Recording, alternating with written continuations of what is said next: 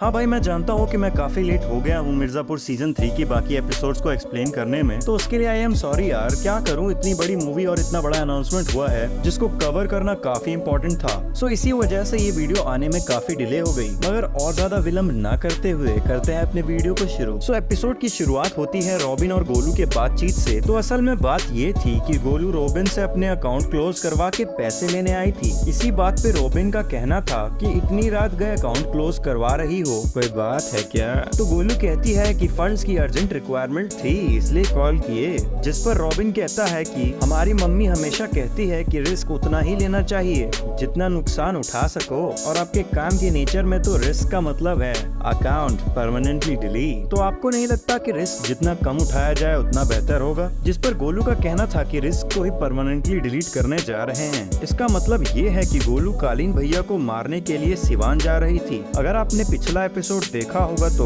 उस एपिसोड के लास्ट में एक आदमी ने गोलू को इन्फॉर्मेशन दिया था कि कालीन भैया सिवान में छिपे हुए हैं। तो उसी इन्फॉर्मेशन के बेसिस पे गोलू कालीन भैया को मारने जा रही थी। खैर तो सीन शिफ्ट होता है और गोलू अपने फैक्ट्री जाती है, जहां वो कुछ लोगों को पैसे देकर उनको अपने साथ चलने के लिए राजी करती है। मगर ध्यान देने वाली बात ये है कि इस नौजवान लड़के को गोलू जाने के लिए कह देती है, और ये लड़का वही है जिसको गोलू ने कॉलेज से हायर किया था गुड्डू भैया के कहने पर। ये आपने पहले के एपिसोड्स में देख रखा होगा। अगर अभी तक नहीं देखा है तो मैं लिंक डिस्क्रिप्शन में दे दूंगा। आप उन वीडियोस को जल्द से जल्द देख लो ताकि आपको बाकी के एपिसोड को समझने में आसानी हो। खैर तो अब यहाँ पे गोलू अपने गैंग मेंबर्स के साथ सिवान पहुँच जाती है, और तभी वहाँ पे बाइक से एक आदमी आता है एंड गोलू उसका पीछा करने लगती है, क्योंकि ये वही आदमी है जिसने गोलू को इन्फॉर्म किया था कि कालीन भैया सिवान में छिपे हैं। फिर वो आदमी गोलू को उस जगह ले जाता है जहाँ कालीन भैया होते हैं। गोलू उस आदमी को पैसे देती है और वो वहाँ से चले जाता है। मगर नोटिस करने वाली बात ये है कि यहाँ पे बहुत कम लोग थे जो कि कालीन भैया को गार्ड कर रहे थे, लेकिन फिर भी गोलू और उसके सभी साथी मिलके उन लोगों को मार देते हैं, और सभी लोग मिलके कालीन भैया को ढूंढ ही रहे होते हैं कि तभी एक आदमी गोलू को बताता है कि कालीन भैया यहाँ पे हैं। फिर गोलू दौड़ के जाती है कालीन भैया के पास, लेकिन तभी उनको रियलाइज होता है कि ये सब इतना आसान नहीं हो सकता है, और वो लोग जैसे ही भागना शुरू करते हैं कि तभी वहाँ पे हमला हो जाता है, जिसमें गोलू के लोग एक एक करके मारे जाते हैं और वहाँ पे गोलू अकेली रह जाती है।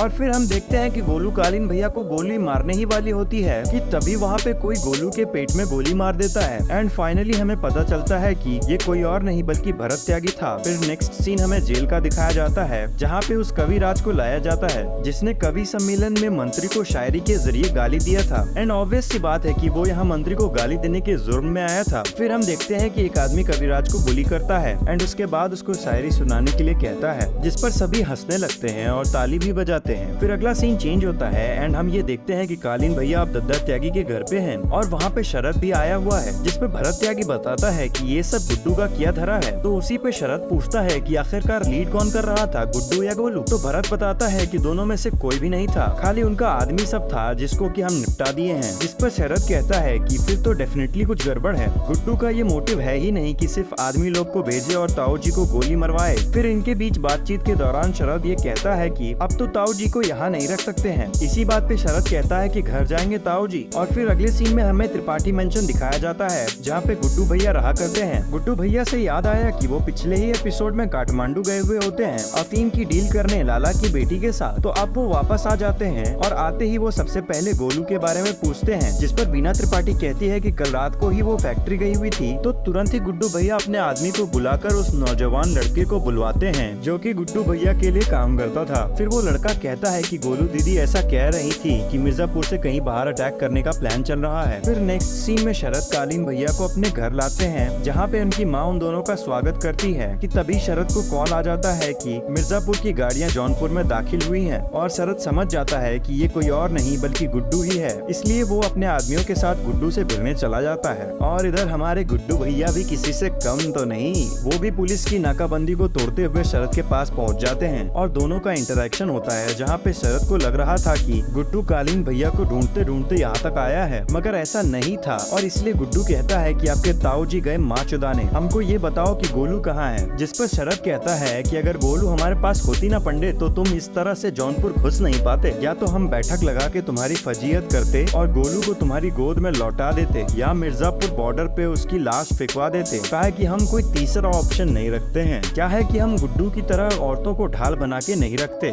जिस पर वहाँ का माहौल और ज्यादा गर्म हो जाता है। लेकिन गुड्डू भैया का यही कहना था कि चुपचाप हमको हमारी गोलू लौटा दो, मगर शरद कहता है कि ना तो हमको तुम्हारी पदवी चाहिए और ना ही हमारे पास तुम्हारी गोलू है। इसके बाद गुड्डू भैया की खोपड़ी सनक जाती है और वो शरद पे गोली तान देते हैं। लेकिन तभी गद्दी के दोनों ही दावेदार को मुनावर का कॉल आता है और वो कहते हैं कि जौनपुर का पारा आज काफी गर्म है, मगर गुड्डू ये बात जान लीजिए, अगर आज जौनपुर में खून बहा तो वो आपके सर होगा। और इसी वजह से गुड्डू भैया वहाँ से चले जाते हैं। तभी मुनावर किसी अब्बास नाम के आदमी से बात करता है कि दशहरे तक इंतजार की गुंजाइश लग नहीं रही है, जिस पर अब्बास कहता है कि सही मौका है, मिर्जापुर और जौनपुर दोनों पे ही अपनी पकड़ मजबूत कीजिए। फिर अगला सीन हमें जेल का दिखाया जाता है, जहां लाला को शरद का कॉल आया हुआ था और वो लाला से कहता है कि हम सबसे पहले ही कहे थे कि इस डील में यू टर्न की गुंजाइश नहीं होगी और आपकी चुप्पी कह रही है कि हमारा अंदाजा सही है कि गुड्डू को अफीम की सप्लाई आप ही कर रहे हैं। जिस पर लाला कहता है कि सौदा बेल के बदले बर्फी का हुआ था और आप बेल नहीं करवा पाए तो हम बर्फी नहीं दे पाए। फिर नेक्स्ट सीन में शरद कालीन भैया को बताता है कि लाला की बर्फी अब गुड्डू के हाथों में है, जिस पर कालीन भैया का कहना था कि